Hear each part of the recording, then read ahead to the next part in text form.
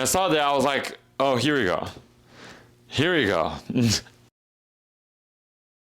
Hey bratties, my name is Odjuani and welcome back to the Spoiled channel. We are currently living in an era of reboots, live action remakes, and sequels, along with revivals of shows from 20 years ago. So when they announced that The Devil Wears Prada was getting a sequel, I was not surprised. And this sequel is a legacy sequel, which means that it's a sequel of a beloved IP coming out years after the original film. And it's not even the only legacy sequel coming out this year. There's Scary Movie 6, Practical Magic 2, and Father-in-Law that are going to be released in a few months. And let's be honest here, most of these nostalgia-based projects, which is what they are either bad or forgettable. It's pretty rare when they actually stand out. And I'm all here for nostalgia, like, look at this.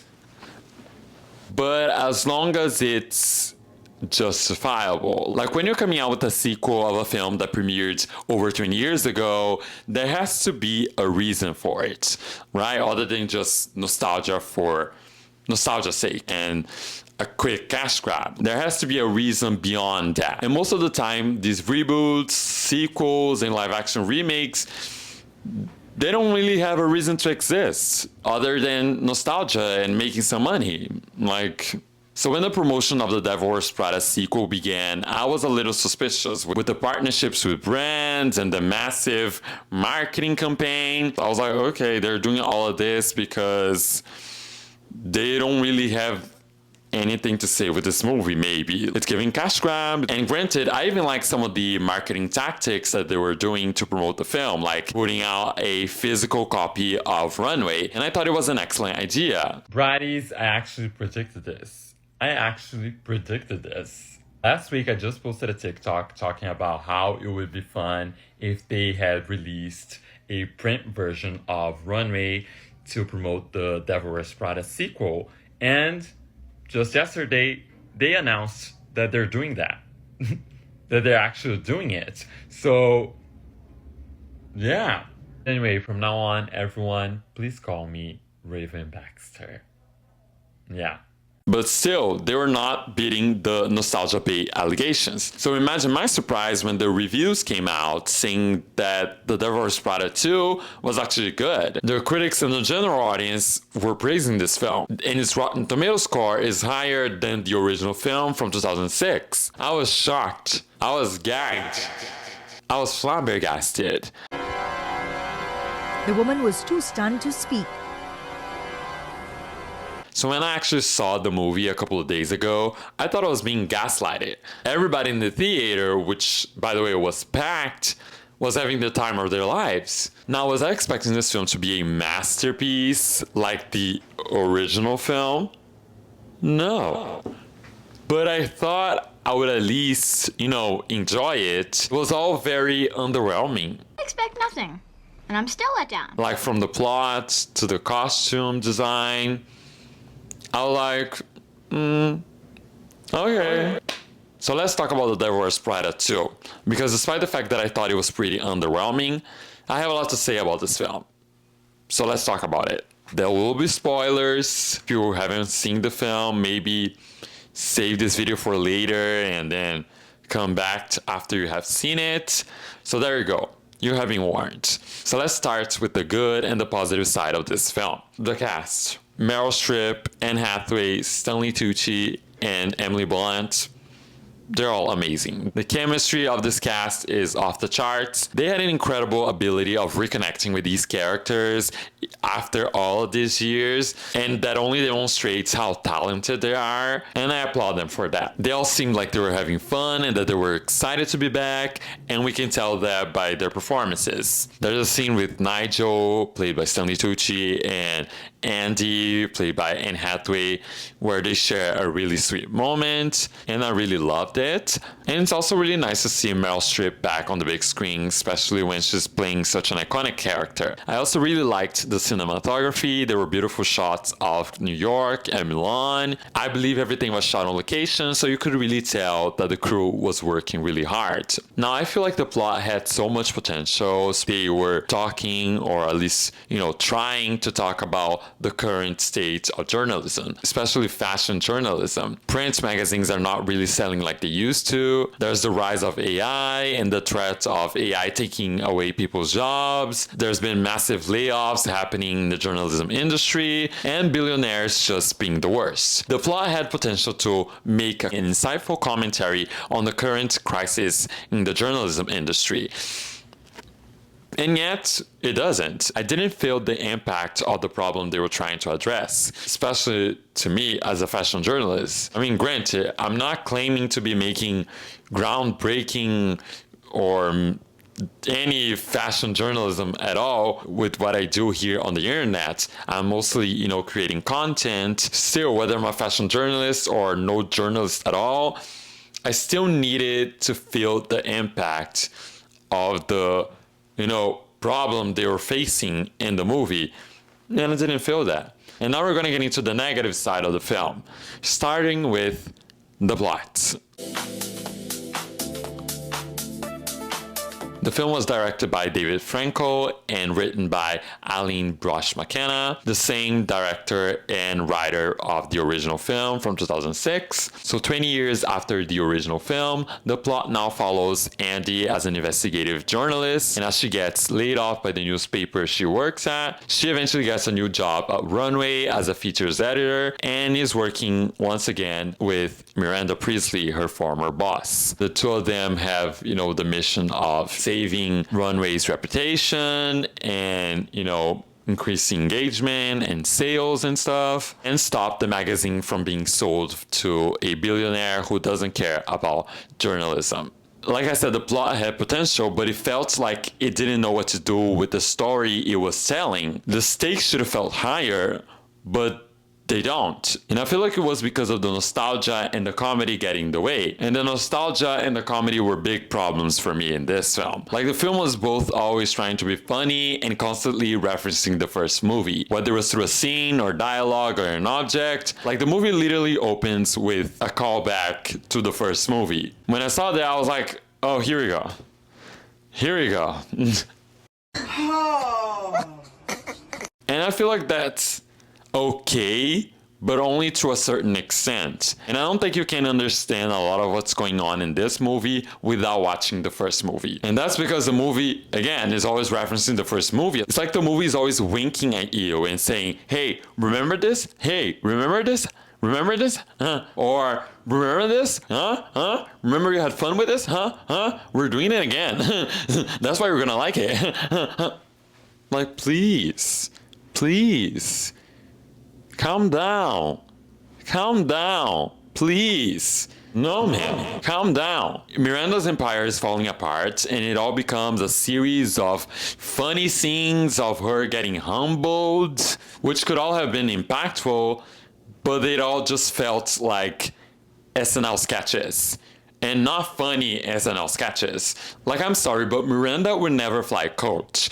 Even if the magazine didn't have the budget to get her to fly first class, she would still pay out of pocket. She would have paid herself, even if she was broke. It was all played for laughs and basically a cheap way to humble Miranda. And when Andy met Miranda for the first time after 20 years, it didn't feel impactful at all. It was, again, all played for laughs, which would have been okay if it all felt natural and not, odd. Like, why was Andy acting, hey Miranda, hi. Just like Miranda, I would have pretended I didn't know who she was, because why was she acting like that? Hi Miranda, hi, it's me.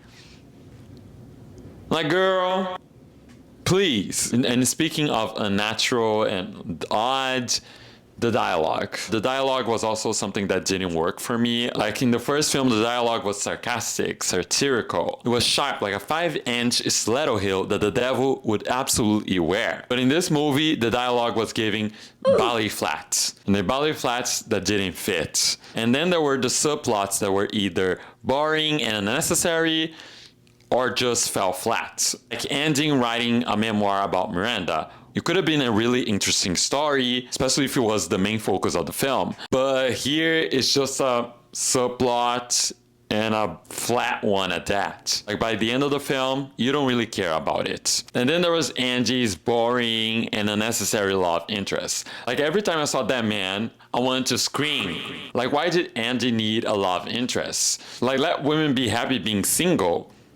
I guess they wanted Angie to have another boring boyfriend. I feel like this time around they wanted a rom-com-ish vibe for the film. The original film is not a rom-com. Like The Devil Wears Prada is not a rom-com. It's a coming-of-age movie, a chick flick if you will, which to me is a light-hearted movie genre that is always about a woman or a group of women. It's always comedic. It has to have comedy but not necessarily romance. But this is my definition of a chick flick. It's nothing official. There's no thesis or research about it. It's just the way I see it. Anyway, when you factor all of the unnecessary subplots, the reliance on nostalgia, flat dialogue, and the stakes not feeling high, the movie loses its impact when talking about the serious problem of the current state of journalism, especially when it contradicts itself. The movie criticizes billionaires, and yet Runway is saved by a good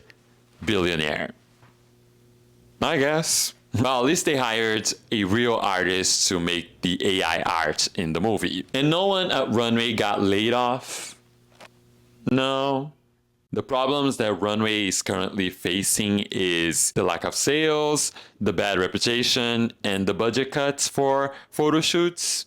And they fixed their bad reputation problem with Andy writing thought-provoking articles and also getting an exclusive interview.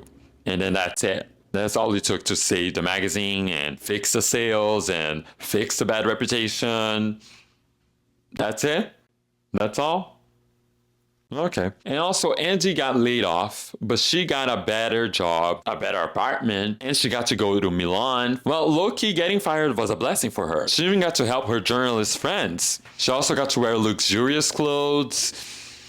I mean, they were borrowed, and some of them were questionable, but still. And Nigel was also there complaining that they couldn't hire drivers anymore. They had to get Ubers now. And I'm like, in this economy, you should be happy you have money to Uber. Is journalism really in a crisis, Andrea Sachs? Really? And speaking of Andy, let's talk about the characters.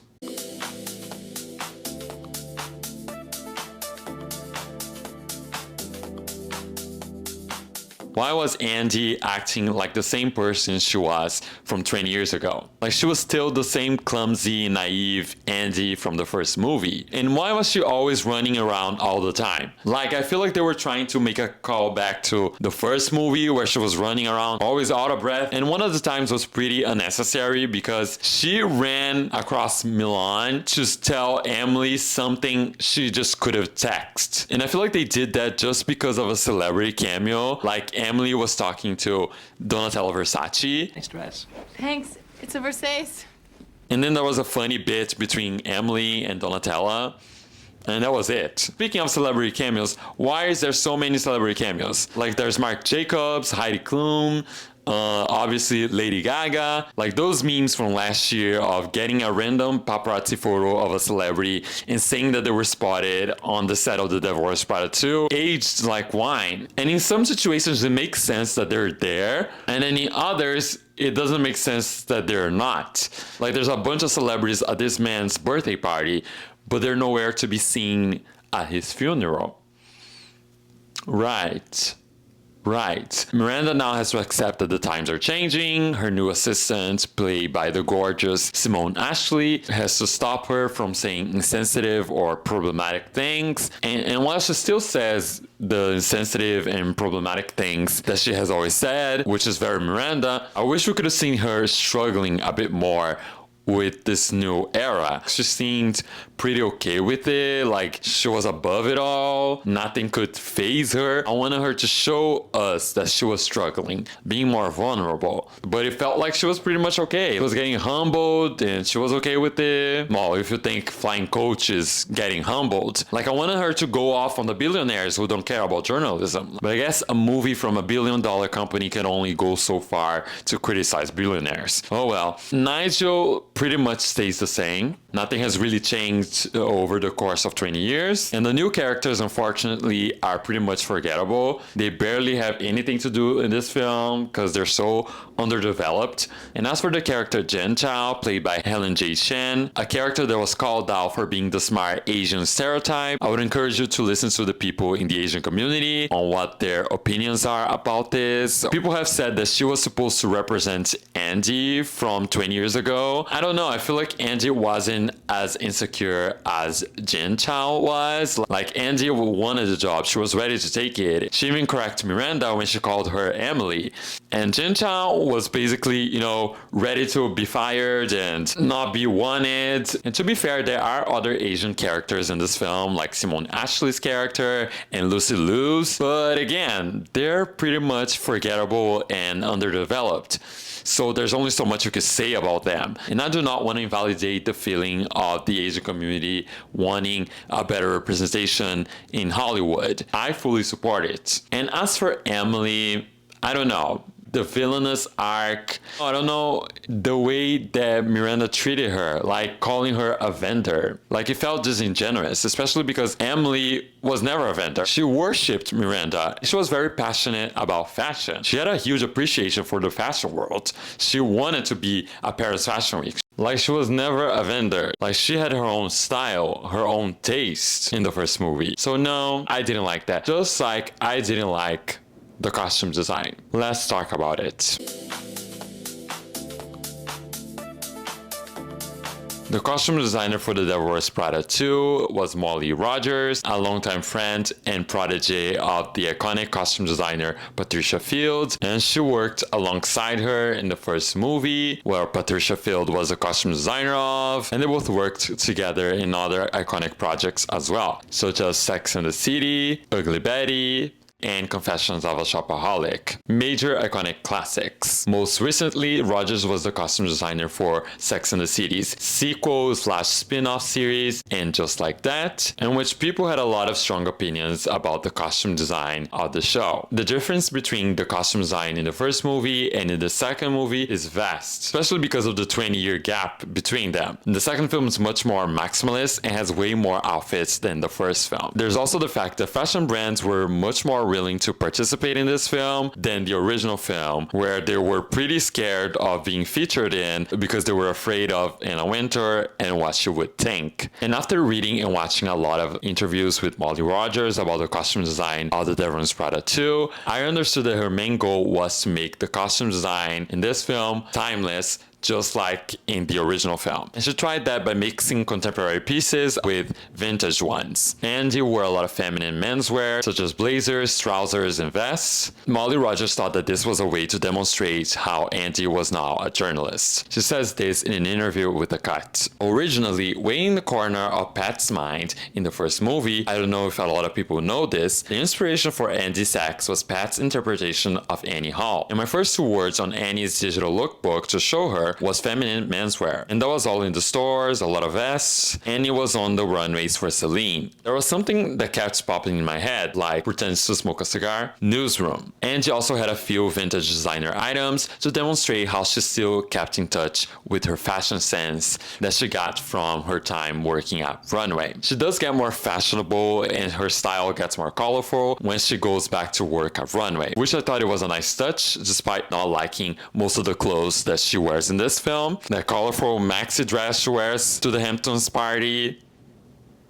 no comment. There's one outfit she wears in Milan that I thought it was a mess, but it made sense when I listened to the Who What Wear podcast where they interviewed Molly Rogers, and she basically said that Angie had to look odd at times because even though Nigel was helping her with the styling during the trip, Angie would try to style herself and slip up a bit, so that's why she looked odd, especially in that scene. Angie once again wears the famous cerulean sweater sweater, but this time around it's turned into a vest. Molly Rogers says that this was Anne Hathaway's decision. She was the one who cut out the sleeves. As for Miranda, Rogers said that she wanted her to wear clean-cut suits and blazers. She thought that Miranda had to have the working woman look. Miranda stops wearing pencil skirts like she did in the first movie, and she's opting now for looser skirts. Rogers said that this was a way to demonstrate how Miranda was getting more flexible with the changes happening in the fashion magazine industry. The tassel jacket, which I didn't like,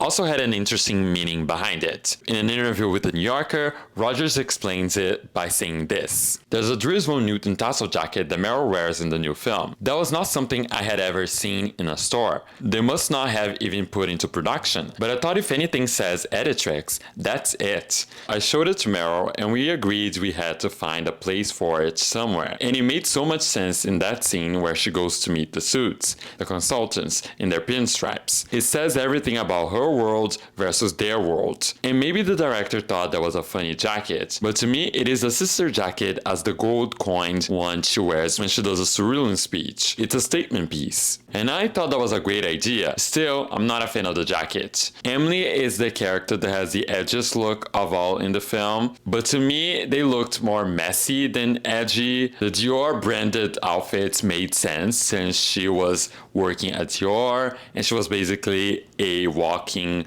billboard for the brand. But other than that, it was a no for me. Overall, I'm not a big fan of the costume design of this film, and I have nothing against Molly Rogers. I think she's a great costume designer. The costumes have meaning behind them, they make sense within the context of the scenes that they're in, but still, none of them stood out to me, and I don't think they were timeless. And there's a number of factors that make them not feel timeless, and none of it is Molly Rogers' fault. The lighting and the quality are not gonna be the same from 20 years ago. It's gonna be harder and harder to make timeless costume designs for contemporary films as the years go by. And the biggest issue I have with the fashion of this film, and it's also not Molly Rogers' fault, but rather the plot of the film, is the fact that fashion doesn't really play a huge role in it. Plot is so focused on the many plots within the story, one of them being the fact that they have to save runway from being sold to billionaires who don't care about journalism. And yes, the film forgot to explain to the audience why it mattered so much to these characters to save this fashion magazine. Like, the movie only relied on nostalgia for us to care about these characters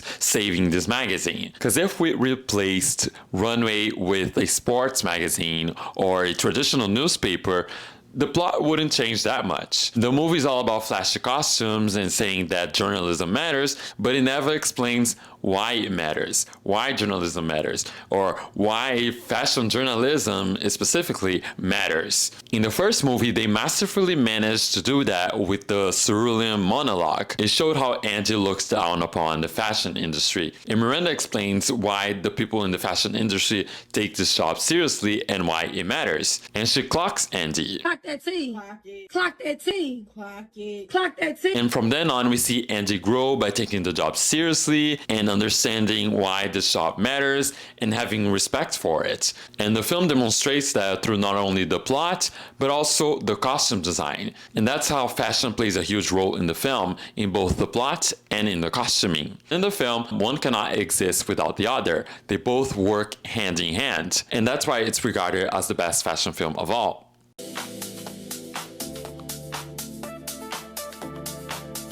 In the end, I can see why people really enjoyed this film. Like, it hits the right notes for a feel-good movie. It also helps that there's an amazing cast and the nostalgia factor is right there. It's obvious why it became a massive box office success. But despite being a big fan of this film ever since I was 7 years old, and to this day it's one of my all-time favorite films, I thought the sequel was very underwhelming. The plot had potential, but it gets lost with all of the nostalgia and unnecessary subplots. Nothing really feels impactful because the movie contradicts the conflict it presents, and the fashion acts as a backdrop for the movie rather than having an actual purpose. And just because a movie is talking about a serious issue like the importance of journalism, it doesn't mean it's doing it justice. As TV and film critic Jen Chaney wrote in her opinion about the movie for MS Now, what The Devil Wears Prada 2 doesn't dare to say is that the media's reliance on the wealthiest 1%ers to keep outlets afloat is part of the reason why so many people like Andy and her friends are losing their jobs. Too many of those cash flush guys don't care about the art or craft or journalism. I did not walk into this movie expecting a nuanced portrait of the journalism industry, but if you're going to spotlight a topic, you have to reckon with it, preferably in a way that does the subject justice. The Devil Wears Prada 2 takes the problems it raises and then does what Miranda did with her jackets and purses early in the first film, tosses them aside as someone else's problem. This perfectly summarized the feelings I had about this film. Like I said, I wasn't expecting this film to be a complex masterpiece, but I was hoping to enjoy a movie that was committed to what it was setting out to be. This film is an okay outfit that has some pieces that don't really go well together, but it's still safe. It's still fine. But is it iconic?